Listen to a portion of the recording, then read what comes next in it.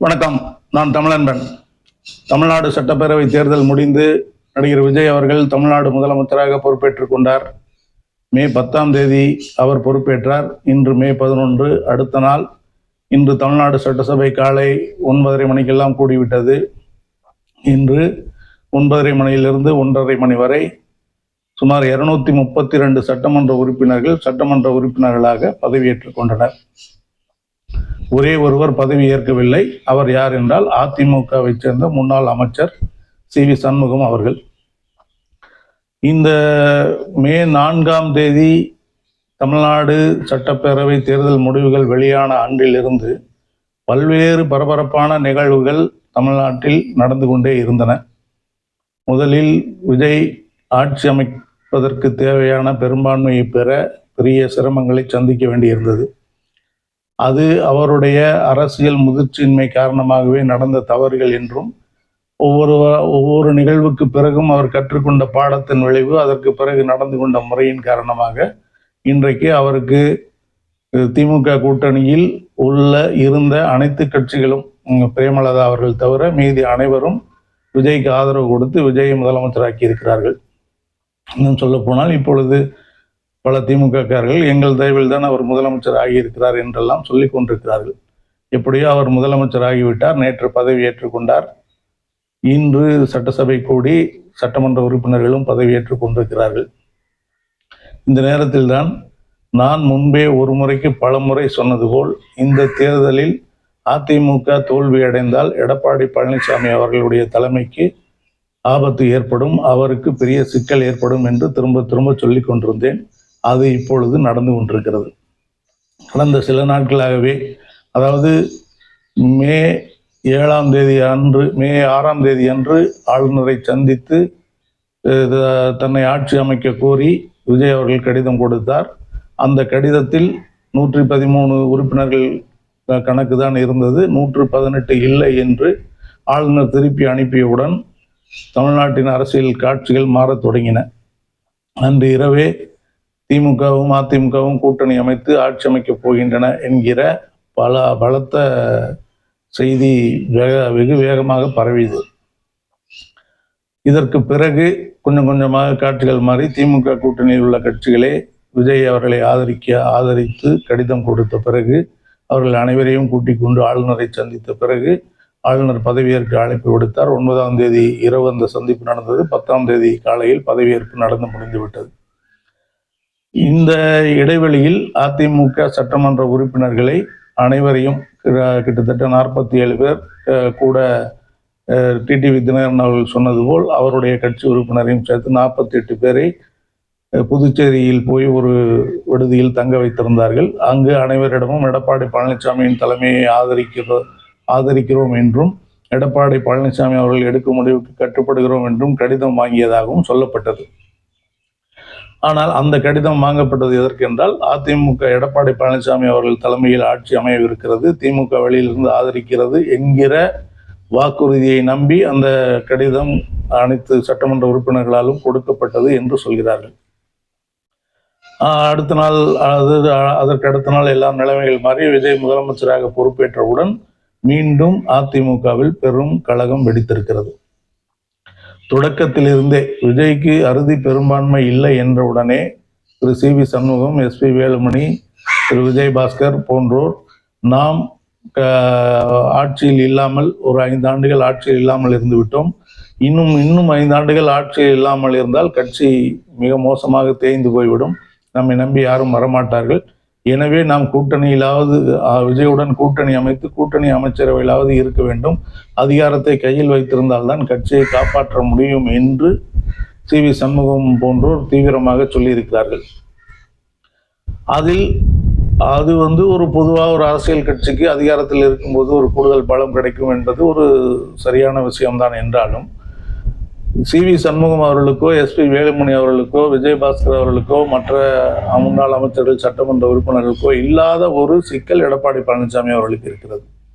ஏனெனில் அவர் அதிமுக என்கிற ஒரு பெரிய கட்சியின் பொதுச் செயலாளராக இருக்கிறார். முன்னாள் முதலமைச்சராகவும் இருந்தவர். 4 ஆண்டுகள் தமிழ்நாட்டின் முதலமைச்சராகவும் இருந்தவர். அப்படி இருக்கும்போது அவர் இன்னொருவருடைய முதலமைச்சராக இருக்கிற இடத்தில் போய் ஒரு அமைச்சராக இருப்பது என்பது சரியாக இருக்காது, அது ஒரு மரியாதையாக இருக்காது என்பது அவருடைய எண்ணம். சரி, அவர் ஆட்சியில் அமைச்சரவையில் பங்கு பெறாமல் தனது சகாக்களை மட்டுமே அமைச்சரவையில் பங்கு பெற வைத்து அதிமுக ஆதரவு கொடுக்கிறது என்கிற நிலையை எடுக்கலாம் என்றால், அதிலும் பதவி இல்லாமல் வெறும் சட்டமன்ற உறுப்பினராக எடப்பாடி பழனிசாமி அவர்கள் இருக்கும்போது அமைச்சர்களாக 4 பேர் இருந்தால் மொத்த கூட்டமும் அவர்கள் பின்னால் போய்விடும் என்கிற அச்சம் எடப்பாடி பழனிசாமி அவர்களுக்கு வந்துவிட்டது.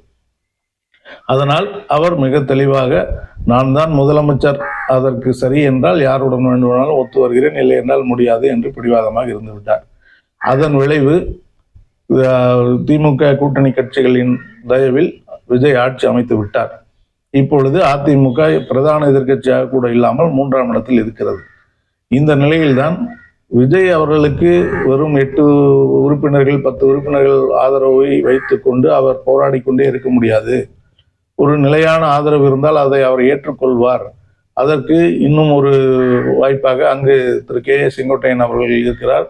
திரு எடப்பாடி பழனிசாமி அவர்கள் தன்னை நான் பிறந்ததிலிருந்து இருந்த கட்சியிலிருந்து ஒரே இரவில் தூக்கி போட்டு விட்டார் என்று எடப்பாடி அவர்கள் மீது கடும் கோபத்தில் இருந்த செங்கோட்டையன் அவர்கள் எடப்பாடி இல்லாத அதிமுக என்கிற ஒரு நிலையை உருவாக்க பாடுபட்டு கொண்டிருக்கிறார் என்றெல்லாம் சொல்லப்பட்டதை உறுதி செய்யும் விதமாக செங்கோட்டையன் அவர்கள் மூலமாக கொடுக்கப்பட்ட உறுதியின் விளைவாக அதிமுகவில் இருந்து 3/2 பங்கு, அதாவது 30-32 பேர் பிரிந்து சென்று விஜய் கட்சியில் சேர்வது அல்லது விஜய்க்கு தனி அணியாக ஆதரவு கொடுப்பது என்று ஒரு முடிவு எடுக்கப்பட்டிருக்கிறது. அதன்படி விஜய் அந்த பிரிந்து செல்கிறவர்களுக்கு சுமார் 6-8 அமைச்சர்கள் பதவி வரை கொடுப்பதாக விஜய் ஒப்புக்கொண்டிருப்பதாகவும் ஒரு தகவல் ஓடிக்கொண்டிருக்கிறது. இவை எல்லாமே ஒரு தகவலாக யூக செய்திகளாக இருந்து கொண்டிருந்தன. இன்று சட்டப்பேரவை கூடி உறுப்பினர்கள் பொறுப்பேற்கிற நிகழ்வில் நடந்த நிகழ்ச்சிகள் பார்க்கும்போது அவை உறுதியாகிவிட்டன என்றுதான் தோன்றுகிறது. ஏனெனில் இன்று சட்டப்பேரவைக்கு உறுப்பினர் பொறுப்பை ஏற்க வந்த அதிமுக உறுப்பினர்கள் அனைவரும் எடப்பாடி பழனிசாமி அவர்கள் தலைமையில் வரவில்லை. எடப்பாடி பழனிசாமி அவர்கள் தலைமையில் ஒரு அணியும், திரு எஸ்.பி. வேலுமணி, சி.வி. சண்முகம் ஆகியோர் தலைமையில் இன்னொரு அணியும் 2 அணிகளாக பிரிந்துதான் சட்டமன்றத்துக்கு வந்திருக்கிறார்கள். அதேபோல் பதவி ஏற்கிற இடத்திலேயே முதல் வரிசையில் அமர்ந்திருந்த திரு எடப்பாடி பழனிசாமி அவர்களுக்கு பல அதிமுக சட்டமன்ற உறுப்பினர்கள் வணக்கம் கூட தெரிவிக்கவில்லை என்று சட்டசபை செய்தியாளர்கள் சொல்கிறார்கள்.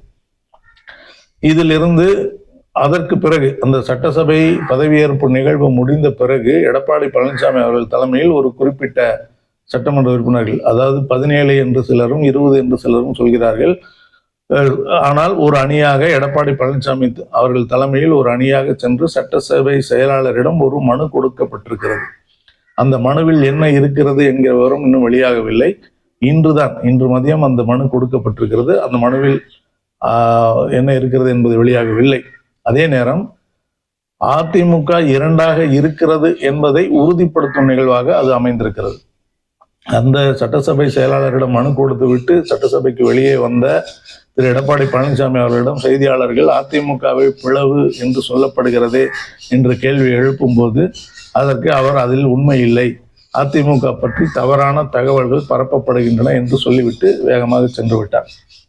அதேபோல் திரு எஸ்.பி. வேலுமணி அவர்களும் தனியாக வந்தது ஏன் என்ற கேள்விக்கு எந்த விடையும் அளிக்காமல் வேகமாக சென்று விட்டார். திரு சி.வி. சண்முகம் அவர்கள் பதவியேற்க வந்த உடனேயே ஏதோ ஒரு டக்குன கிளம்பி போயிருக்கிறார். அவர் ஏன் இன்றைக்கு பதவியேற்காமல் கூட அவசரமாக ஏன் கிளம்பி போனார் என்பதிலும் ஒரு மர்மம் இருப்பதாக சொல்லப்படுகிறது. எப்படி இருப்பினும் அதிமுக இப்பொழுது 2ஆக பிளவுபட்டிருக்கிறது. அதாவது அதிமுக சட்டமன்ற உறுப்பினர்கள் 2ஆக பிளவுபட்டிருக்கிறார்கள். இதற்கிடையே நேற்று அதிமுக மாவட்ட செயலாளர்களை கூட்டி எடப்பாடி பழனிசாமி அவர்கள் கூட்டம் நடத்தியிருக்கிறார். அவர்கள் என்ன பேசினார்கள் என்பது இன்னும் முழுமையாக வெளியில் வரவில்லை. சட்டமன்றத்தை பொறுத்தவரை சட்டமன்ற உறுப்பினர்கள், சட்டமன்ற கட்சி 2ஆக பிளவுபட்டிருக்கிறது என்பது இன்று வெளிப்படையாக தெரிந்துவிட்டது. அதில் ஒரு அணி சி.வி. சண்முகம், எஸ்.பி. வேலுமணி தலைமையிலான அணி சுமார் 30-32 பேர் விஜய் கட்சிக்கு ஆதரவு தெரிவித்து அமைச்சரவையிலும் பங்கு பெறப் போகிறார்கள் என்கிற செய்தி வதந்தி, இப்போது வரை வதந்தி என்று வைத்துக் கொண்டால் அது வேகமாக பரவிக்கொண்டே இருக்கிறது. நாளை சட்டமன்ற பேரவைத் தலைவர் தேர்தல், துணைத் தலைவர் தேர்தல் எல்லாம் நடக்க இருக்கின்ற நேரத்தில் அதைவிட பெருசாக இந்த செய்தி தான் பெரிதாக ஓடிக்கொண்டிருக்கிறது. இது திரும்ப திரும்ப இப்ப இதெல்லாம் நான் திரும்ப திரும்ப சொன்ன விஷயங்கள் தான். திரு எடப்பாடி பழனிசாமி அவர்கள் எந்த வகையிலும் நேர்மையாகவும் உண்மையாகவும் நடந்து கொள்ளவில்லை. அந்த தலைமைக்கு, அதாவது அவரை ஆட்சி பொறுப்பில் அமர வைத்து விட்டு சென்ற சசிகலா அவர்களுக்கும் அவர் உண்மையாக இல்லை. அதன் பிறகு அவருடைய ஆட்சிக்கு உறுதுணையாக இருந்த பன்னீர்செல்வம் அவர்களுக்கும் அவர் உண்மையாக நடந்து கொள்ளவில்லை. ஒவ்வொருவரையாக கலற்றி விட்டுவிட்டு அவர் தன்னை அதிமுகவின் முழு முதலாளியாக மாற்றிக்கொண்டார். பெரும் தொகை செலவழித்து அந்த செயலை செய்து கொண்டார். கொஞ்சம் கொஞ்சமாக அவருக்கு இருந்த சட்ட சிக்கல்கள் எல்லாம் நீங்கின. ஓ பன்னீர்செல்வம் அவர்கள் திமுகவில் இணைந்தார். திருமதி சசிகலா அவர்கள் தனி கட்சி தொடங்கிவிட்டார் எனும்போது அவருக்கு சட்ட ரீதியாக இருந்த சிக்கல்கள் அனைத்தும் விலகி அவர் அதிமுகவின் முழு பொறுப்பாளர் ஆனார். பொதுச் செயலாளர் ஆகிவிட்டார். அவரை கேள்வி கேட்க ஆள் இல்லை என்கிற இடத்துக்கு வந்து விட்டார். அதன் பிறகு சட்டமன்ற தேர்தல் பரப்புரையில் என்னுடைய அதிமுக என்று அவர் வெளிப்படையாக பேசத் தொடங்கினார். அப்பொழுதும் கூட நான் அது குறித்து நிறைய பேசும்போது சொல்லியிருக்கிறேன். தேர்தல் தோல்வி அடைந்தால் எடப்பாடி பழனிசாமி காணாமல் போவார் என்று சொன்னேன். அதுதான் இப்பொழுது நடக்கிறது. கிட்டத்தட்ட, அதாவது சரிபாதி என்று கூட இல்லை, 47 சரிபாதினா 23 24 இருக்கணும். இல்லை, இவருக்கு 17 பேர் தான் ஆதரவு என்று சொல்லப்படுகிறது. அந்த 17 பேரும் எவ்வளவு தூரம் நிலைத்திருப்பார்கள் என்று தெரியாது என்றும் ஒரு தகவல் இருக்கிறது. ஆனால் இப்போதைக்கு எஸ்பி வேலுமணி தலைமையில் ஒரு குழு தனியாக பிரிந்து, அந்த குழுவினுடைய நிபந்தனை என்னவென்றால், அதிமுகவின் சட்டமன்ற கட்சி தலைவராக திரு எஸ்பி வேலுமணி அவர்களை தேர்வு செய்ய வேண்டும் என்பதுதான். இயல்பாக ஒரு கட்சியின் பொதுச் செயலாளர், முன்னாள் முதலமைச்சர், கடந்த 4-5 ஆண்டுகளாக பிரதான எதிர்க்கட்சி தலைவர் என்ற பொறுப்பில் இருக்கிற எடப்பாடி பழனிசாமி அவர்கள் தான் முறைப்படி அந்த பொறுப்புக்கு வர வேண்டும். ஆனால் அதை ஏற்க முடியாது. எடப்பாடி பழனிசாமி அவர்கள் தலைமையில் தொடர்ந்து தோல்வியிலேயே சந்தித்து கொண்டிருக்கிறோம். கட்சி கொஞ்சம் கொஞ்சமாக தேய்ந்து கொண்டிருக்கிறது. அதனால் அதை ஒப்புக்கொள்ளவே முடியாது. தலைமை மாற்றம் தேவை என்கிற குரல் அதிமுகவிற்கு ஒலிக்க ஆரம்பித்தது. முதலில் சட்டமன்ற கட்சி பொறுப்புகளில் எடப்பாடி பழனிசாமி விலக்கி வைத்துவிட்டு தலைவராக எஸ்பி வேலுமணி, துணைத் தலைவராக சி.வி. சண்முகம், கொறடாவாக விஜயபாஸ்கர் என்று அவர்களுக்குள்ளால ஒரு கணக்கு போட்டுக்கொண்டு வேலை செய்திருக்கிறார்கள். இப்படி நடந்தால் எடப்பாடி பழனிசாமி அவர்கள் வெறுமனே சட்டமன்ற உறுப்பினராக மட்டும்தான் இருப்பார். இப்பொழுது அவர் ஒரு அணியாக சென்று சட்டப்பேரவை செயலர் மனு கொடுத்திருக்கிறார் எனும் போது அவர், தாங்கள் தனி அணியாக இருக்கிறோம், அதற்கு நான் தலைவர் என்று கொடுத்திருக்க வாய்ப்பு இருக்கிறது என்று சொல்லப்படுகிறது. அப்படி இருந்தால்தான் அவர் ஒரு அணியின் தலைவராக அவர் நீடிக்க முடியும். இல்லை என்றால் எஸ்பி வேலுமணி, விஜயபாஸ்கர், சி.வி. சண்முகம் போன்றோர் சொல்வதை எடப்பாடி கேட்க வேண்டிய கட்டாயத்துக்கு ஆளானால் அவர் வெறும் சட்டமன்ற உறுப்பினராக மட்டும்தான் இருப்பார். இந்த நிலை, அதாவது 2021 ஆண்டு அவர் ஆட்சி பொறுப்பில் இருந்து இழக்கிறார். 5 ஆண்டுகள் எதிர்க்கட்சி தலைவராக இருக்கிறார். அதற்கு முன்பு 4 ஆண்டுகள் முதலமைச்சராக இருந்திருக்கிறார். அவர் முதலமைச்சராக பொறுப்பேற்றவுடன் அவரை அந்த பொறுப்பில் அமர்த்தி வைத்துவிட்டு சென்ற திருமதி சசிகலா அவர்களுக்கு எதிராக காய்களை நகர்த்த தொடங்கிவிட்டார் என்பது சசிகலா அவர்களின் தேர்தல் பரப்புரையில் நமக்கு வெளிப்பட்டது. கர்நாடக சிறையில் வைத்து என்னை கொலை செய்யக்கூட முயற்சி நடந்தது என்ற திடுக்கிடும் தகவல்களை எல்லாம் சசிகலா அவர்கள் வெளிப்படுத்தினார். அவர் ஒருவேளை தமிழ்நாட்டு சிறைக்குள் இருந்திருந்தால் உயிரோடு வெளியே வந்திருக்க முடியாது என்கிற அச்சத்தையும் அவருடைய ஆதரவாளர்கள் சொல்கிறார்கள்.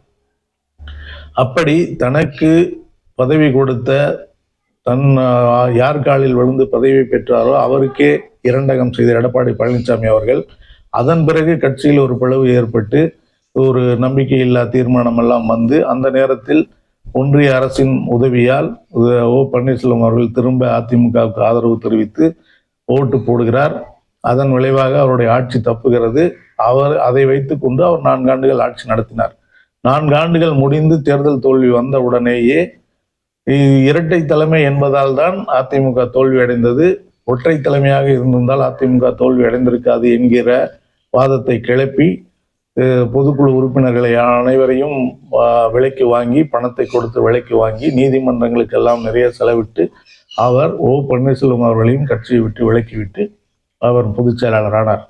அது 5 ஆண்டுகள் நீடித்தது. இப்பொழுது இந்த தோல்வியின் மூலம் மீண்டும் அவர் மறுபடியும் முதல்ல இருந்து என்ற இடத்துக்கு போயிருக்கிறார். அதற்கு காரணம் அவருடைய நேர்மையின்மையும் உண்மையின்மையும் தான்.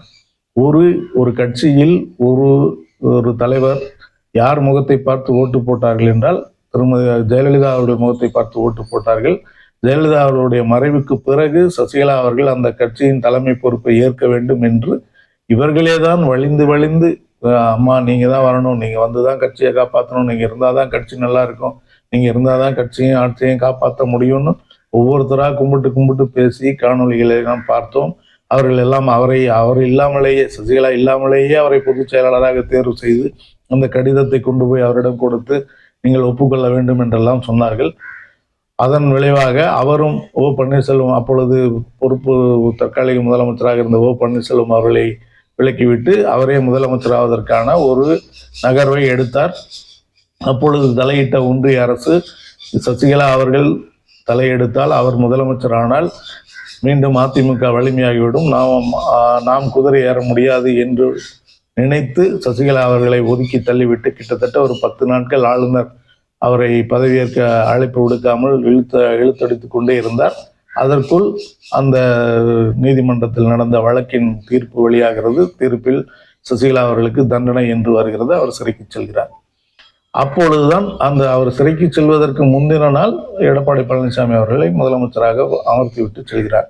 அப்படி சென்ற உடனேயே அவர் இன்றைக்கு திமுக கூட்டணியில் வெற்றி பெற்று அந்த சான்றிதழில் போட்ட கையெழுத்தின் மையின் ஈரம் காய்வதற்கு முன்பாக திமுகவை விட்டுவிட்டு தவேகாவுக்கு காங்கிரஸ் போய் துரோகம் செய்து விட்டது என்று, பச்சை துரோகம் செய்து விட்டது என்று திமுக வருந்துவது போல் அன்றைக்கு சசிகலா அவர்கள் சிறைக்கு சென்ற சில நாட்களிலேயே திரு எடப்பாடி பழனிசாமி அவர்கள் அவருக்கு எதிராக மாறி கட்சியை கொஞ்சம் கொஞ்சமாக தன்வசப்படுத்த தொடங்கினார். அவர் ஆட்சியில் இருந்ததால், அந்த அதிகாரத்தில் இருந்ததால், அவருக்கு ஒன்றிய அரசின் ஆதரவும் இருந்ததால் அவர் அந்த காரியத்தை செய்ய முடிந்தது. அதற்கு பிரதிபலனாகத்தான் அவர் தமிழ்நாட்டு உரிமைகள் ஒவ்வொன்றாக ஒன்றிய அரசுக்கு அடகு வைத்து கொண்டே வந்தார். உதயமின் திட்டத்தில் கையெழுத்து, நீட் தேர்வுக்கான கையெழுத்து என்று எல்லா விஷயங்களையும், அதாவது மாநில உரிமைகளை காவு கொடுக்கக்கூடிய அதுவரை ஜெயலலிதா அவர்களால் தடுத்து வைக்கப்பட்டிருந்த, கையெழுத்து போட மாட்டேன் என்று நிறுத்தி வைக்கப்பட்டிருந்த கோப்புகளில் எல்லாம் எடப்பாடி பழனிசாமி அவர்கள் கையெழுத்து போட்டு கொடுத்து விட்டார். தமிழ்நாடு அடிமையாகி கொண்டே இருக்கிறது. அவர்கள் ஒன்றிய அரசு தமிழ்நாட்டுக்கு மட்டுமல்ல ஒட்டுமொத்த மாநிலங்களுக்குமே அந்த வேலையை செய்து கொண்டிருக்கிறது. அதில் ஒரு சில மாநிலங்களில் மட்டும் எதிர்கட்சிகள் ஆளுகிற மாநிலங்களில் மட்டும் முதலமைச்சர்கள் வலிமையானவர்களாக இருந்தால் அது நடைபெற முடியாமல் இருக்கிறது. அதை எவ்வாறு உடைப்பது என்று பாஜக முயற்சித்துக் கொண்டே இருக்கிறது. இது ஒரு பக்கம். தமிழ்நாட்டில் எடப்பாடி பழனிசாமி அவர்கள் இருந்த 4 ஆண்டுகளும் பாஜகவுக்கு பொற்காலமாக இருந்தது. கேட்ட இடத்திலெல்லாம் கையெழுத்து போட்டு கொடுத்து கொண்டே இருந்தார். அதற்கு பிரதிபலனாக கட்சியின் தலைவராக நான் இருக்க வேண்டும், வேறு யாரும் போட்டிக்கு வந்து விடாதபடி பார்த்து கொள்ளுங்கள் என்று அவர் சொன்னார். அதையும் ஒன்றிய அரசு செய்தது. ஆனால் 2021 திரு மு க ஸ்டாலின் அவர்கள் முதலமைச்சராக வந்த பிறகு நடந்த தேர்தல்கள், மற்ற நிகழ்வுகள் அனைத்திலும் அதிமுக பலமிழந்து கொண்டே போவதை பார்த்துத்தான் இந்த தேர்தலில் அதிமுகவில் பிரிந்து சென்ற அனைவரையும் ஒருங்கிணைத்து பாஜக கூட்டணி அமைத்து போட்டியிடலாம் என்கிற கோரிக்கையை பாஜக முன்வைத்தது. பாஜக சொன்ன அனைத்தையும், அதாவது தமிழ்நாட்டு நலன்களை எல்லாம் காவு கொடுத்த எடப்பாடி பழனிசாமி அவர்கள் இந்த விஷயத்தில் அவர்கள் சொல்வதை கேட்க மாட்டேன், இந்த இடத்தில் அவர்கள் வந்தால் மீண்டும் கட்சிக்குள் சிக்கல் வந்துவிடும், நான் பின்னால் போய்விடுவேன், நான் அதற்கு உடன்பட மாட்டேன், என்னுடைய தலைமையில் தான் எல்லாம் நடக்க வேண்டும் என்று பிடிவாதமாக இருந்தார். அதன் விளைவு, அதிமுக ஒருங்கிணையாததன் விளைவு, அதிமுக தொண்டர்களே அந்த கட்சியின் மீது சலிப்பு ஏற்பட்டு திமுகவை எதிர்ப்பதற்கு சரியானவர் விஜய் தான் என்று அதிமுகவினர் பலரே விஜய்க்கு ஓட்டு போட்டதால் தான் இந்த விஜயனுடைய வெற்றியும் அதிமுகவின் தோல்வியும் நடந்தது என்றுதான் இன்று அரசியல் நோக்கர்கள் பலரும் சொல்லக்கூடிய கருத்தாக இருக்கிறது. இந்த நிலையில் இப்பொழுதும் இவர் நான் பெரிய கட்சி, நான் நேற்று வந்த பொது கட்சிக்கு ஆதரவு கொடுத்து நான் ஒரு பின்னால் நிற்பதா, அவர்கள் முதலமைச்சராக இருப்பார்கள், நான் சும்மா இருப்பதா என்கிற தன் முனைப்பு, அதாவது ஈகோ காரணமாக மீண்டும் பலவீனப்பட்டு கொண்டிருக்கிறார். அவர் ஒரு சரியான அரசியல்வாதியாக இருந்தால் திமுக தீய சக்தி என்று சொல்லி திமுகவை வீழ்த்திவிட்டு விஜய் அவர்கள் முதலமைச்சராக பொறுப்பேற்கிறார் எனும்போது, எதிரிக்கு எதிரி நண்பன் என்கிற வகையில் நீங்கள் முதலமைச்சராக இருந்தவர், நீங்கள் அதற்கு உங்களுடைய ஈகோ இடம் கொடுக்கவில்லை என்றால் கூட, கட்சியின் தலைவர் நான், பொதுச் செயலாளர் நான், சட்டமன்ற கட்சி தலைவர் நான். ஆனால் எங்கள் கட்சி உங்களுக்கு ஆதரவு கொடுக்கும், அவர்கள் அமைச்சராக இருப்பார்கள். ஆனால் எல்லா முடிவுகளும் நான் எடுப்பேன் என்கிற இடத்தில், அதாவது கடிவாளத்தை தன் கையில் வைத்துக்கொண்டு கட்சியினருக்கு அமைச்சர் பதவி வாங்கி கொடுத்திருந்தால் அவரை விட்டு யாரும் சென்றிருக்க மாட்டார்கள். ஒரு அரசியல் கட்சி என்பது அதிகாரத்தில் இருந்தால்தான் அது அரசியல் கட்சியாக நீடிக்க முடியும் என்கிற மிக மிக தவறான ஒரு புரிதலும் நிலைமையும் தமிழ்நாட்டில் ஏற்பட்டு விட்டது. அப்படி இருக்கும்போது அதையே தனக்கு சாதகமாக பயன்படுத்தி திரு சி.வி. சண்முகம் அவர்கள் மாநிலங்களவை உறுப்பினர் பொறுப்பிலிருந்து விலகிவிட்டு சட்டமன்ற உறுப்பினராக நீடிக்கிறார் என்றால், விஜய் கட்சியில் விஜயினுடைய அமைச்சரவையில் தான் ஒரு அமைச்சராக பொறுப்பேற்றுக் கொள்ளலாம் என்பதுதான் அவருடைய நோக்கமாக இருக்கிறது. அதுவே பல அதிமுகவினுடைய சட்டமன்ற உறுப்பினர்களின் எண்ணமாக இருக்கிறது. அமைச்சராக இல்லாவிட்டாலும் நமக்கு வேண்டியவர்கள், நம்ம கட்சிக்காரர்கள் அமைச்சராக இருந்தால் நாம் வேண்டுகிற காரியங்களை சாதித்துக் கொள்ளலாம் என்கிற எண்ணமும் அவர்களுக்கு இருக்கிறது. இப்படி ஒரு அரசியல் நகர்வு நடந்திருக்கிற நேரத்தில் அதை தடுத்து மீண்டும் நான் தான், என் தலைமையில் தான் எல்லாம் என்கிற எடப்பாடி அவர்களின் பிடிவாதம் மீண்டும் அதிமுகவை பிளவை நோக்கி கொண்டு செல்கிறது. அதற்கு ஏற்கனவே திரு செங்கோட்டையன் எடப்பாடி அவர்களை பழிவாங்க வேண்டும் என்பதற்காகவே விஜய் கட்சியில் சேர்ந்து எடப்பாடி அவர்கள் சட்டமன்ற உறுப்பினராக கூட ஆகக்கூடாது என்று தீவிரமாக வேலை பார்த்தார். அதை எடப்பாடி அவர்கள் முறியடித்தார். அந்த கட்சி வேட்பாளரை விலைக்கு வாங்கி அதை முறியடித்தார். அந்த கட்சி வேட்பாளர் அங்கு போட்டியிட்டு இருந்தால் இன்றைக்கு வந்திருக்கிற தேர்தல் முடிவுகளை பார்க்கும்போது மு.க. ஸ்டாலின் அவர்களைப் போல் எடப்பாடி பழனிசாமி அவர்களும் சட்டமன்ற உறுப்பினராக கூட ஆகியிருக்க முடியாது என்றுதான் அரசியல் நோக்கர்களுடைய கருத்தாக இருக்கிறது. அப்படி அவர் அங்கு இருக்கும்போது, அவர் இன்றைக்கு அமைச்சராகவும் பொறுப்பேற்று அந்த கட்சியில் முக்கியஸ்தராக இருக்கும் பொழுது அதிமுகவை பிளவுபடுத்தி அல்லது எடப்பாடியை ஓரங்கட்டாமல் விடமாட்டார் என்கிற நிலை ஏற்பட்டிருக்கிறது.